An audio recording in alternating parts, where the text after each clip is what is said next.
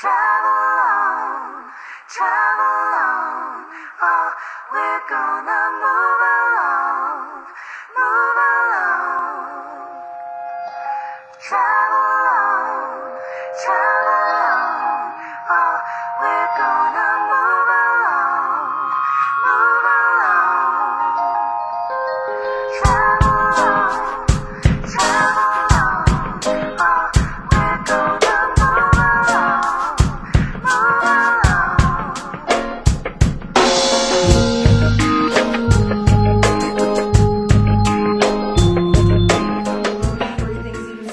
while we were eating salad or chicken, just casual, just right there, with my fingers. Here it is like that, real simple.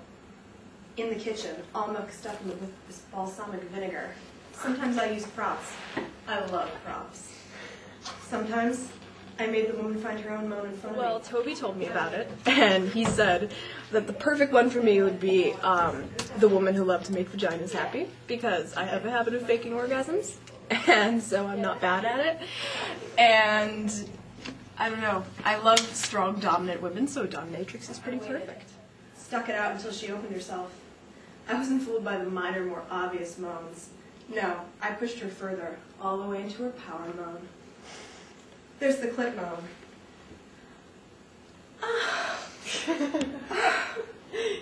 The vaginal moan.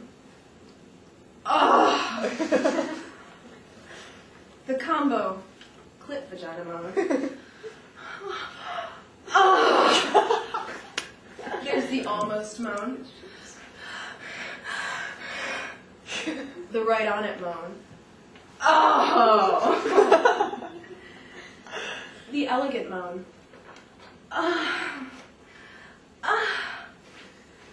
The gray slick moan. The wasp moan.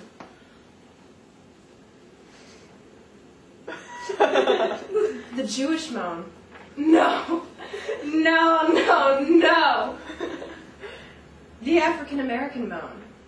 Oh shit! Oh shit. It is. It's pissed off. My vagina's furious and it needs to talk. It needs to talk about all this shit. It needs to talk to you. I mean, what's the deal? An army of people out there thinking up ways to torture my poor ass, gentle, loving vagina. Spending their days constructing psycho products and nasty ideas to undermine my pussy. A year or two ago at SU, and I thought it was really important to be involved in something this educational. All this shit they're constantly trying to shove up us, clean us up, stuff us up, make it go away. My vagina's not going away. It's pissed off, it's staying right here. Like tampons. Well, what the hell is that? It's a dry wad of fucking cotton, that's what it is. Then, why can't they find a way to subtly lubricate the tampon? As soon as my vagina sees it, it goes into shock. It says forget it. It closes up.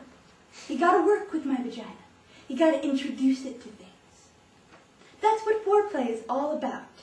You gotta convince my vagina. The moment arrived that I had both dreaded and longed for. The woman who ran the workshop asked us to take out our hand mirrors again and to see if we could locate our clitoris.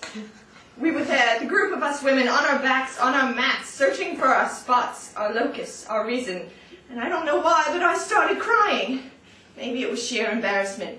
Maybe it was knowing that I had to give up the fantasy, the enormous life-consuming fantasy that someone or something was going to do this for me. Because I'm already an organizer and I like acting, and I figured why not? That someone was coming to lead my life, to choose direction, to give me orgasms. I could feel the panic coming, the simultaneous terror and realization that I had avoided finding my clitoris and had rationalized it as mainstream and consumerist because I was, in fact, terrified that I did not have a clitoris. Terrified that I was one of those constitutionally incapables, one of those frigid, dead, shut down, dry, apricot-tasting bitter. Oh my God. I lay there with my mirror looking for my spot, reaching my fingers, and all I could think about was... Then she does everything to me and my coochie snorter that I always thought was nasty before. And wow, I'm so hot, so wild. She says, your vagina, untouched by man, smells so nice, so fresh. Because I'm the organizer and I like theater. I haven't done it since I was little, but I like it. And I felt that we needed more people to be Crazy auditioned. wild. And then the phone rings. And of course it's my mama. I'm sure she knows. She catches me at everything. I'm breathing so heavy, and I try to act normal when I get on the phone. And she asks me, "What's wrong with you? Have you been running?" I say, "No, Mama, exercising." Then she tells the beautiful secretary to make sure I'm not around boys. And the lady tells her, "Trust me, there's no boys here." Afterwards, the gorgeous lady teaches me everything about my coochie snurcher. And she makes me play with myself in front of her. She teaches me all the different ways to give myself pleasure, so I'll never. I found out about this. Sam told me. Everybody told me. They're like, you have to audition. I'm worried that I've become butch because I'm so in love with her. She laughs, and I never see her again. I realize later that she was my surprising, unexpected, and politically incorrect salvation. My father brought me a card to my little girl who isn't so little anymore. I was terrified. My mother showed me the thick sanitary napkins. I was to bring the used ones to the can underneath the sink. And maybe I've been through some changes. I remember being one of the last. I was 13. It's the fifth one? Oh. We all wanted it to come. I was so afraid. I started putting the used pads in brown paper bags in the dark storage places under the roof. Where they should be. 8th grade. My mother said, "Oh, that's nice." In junior high, brown drips came before it came, coincided with the little hair under my arms which grew unevenly. One armpit had hair, the other didn't. I can't read. Okay. I was 16, sort of scared. My mother gave me codeine. We had bunk beds. I went down and lay there. My mother was so uncomfortable. 13 years old. It was before Kotex. Had to watch your dress. I was black and poor. Blood on the back of my dressing shirt. Didn't show, but I was guilty. And a woman.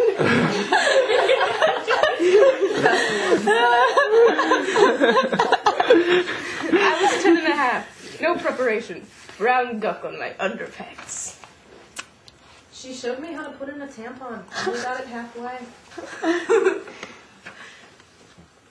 I associated my period with inexplicable phenomena.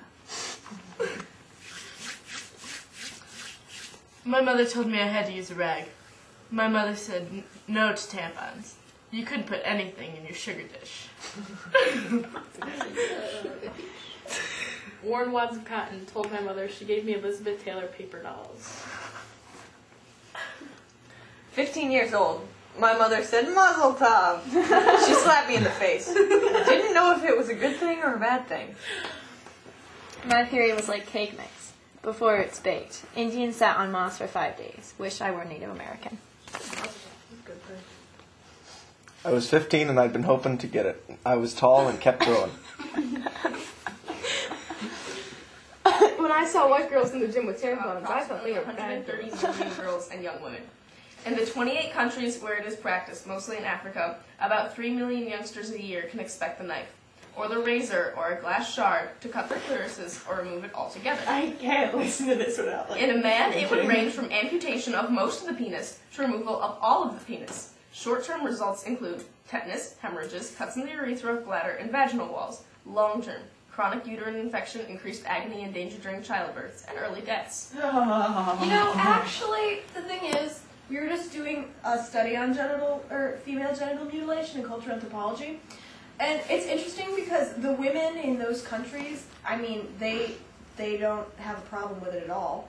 They're just, because it's the way things are done. It's their culture, yeah, exactly. So, I mean, although I'm not saying it's right, it's just like, Well, they don't really know any other They way. really don't know. A lot of women though who have come from those countries and then realize how bad it was have gone back to try and stop it. Well, it's the same reason why a lot of women in colonial ages and that sort of thing had absolutely no problem being treated as second-class citizens. Because that's just how it was done. Yeah, in China they used to make the girls' feet smaller. Yeah, by their feet. And some girls looked forward to it. Yeah. The fact that they were adults now. Yeah, it also means we're going to splinter your feet bones into powder. But Just like it's the same with girls.